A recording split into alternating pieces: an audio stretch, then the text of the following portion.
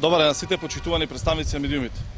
12-годишното криминално и коруптивно владење на ВМРО ДПМН остави пустош во општина Прилеп и Република Македонија.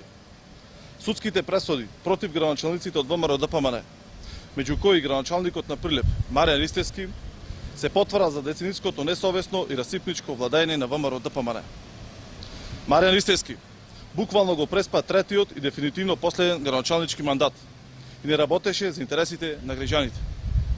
Ристевски и ВМРО ДПМН за себе остават огромна невработеност, задолжена општина, партизирани институции, уништено здравство и ниту еден реализиран капитален проект за граѓаните на општина Прилеп. Залудни се сите обиди на ВМРО ДПМН преку празни отчети и лаги за бегалски кампови да ги заскрие неспособноста, криминалот и корупцијата во своите редови. После 15 октомври следува детална ревизија на работата на општинската власт и преиспитување на сите сомнителни тендери и договори. Секој што работа незаконски ќе сноси и одговорност. Граѓаните препознаа разликата помеѓу нечестното, деструктивно и коруптивно владење на ВМРО ДПМН и одговорното работење на новата влада предводена од Социјалдемократскиот сојуз на Македонија.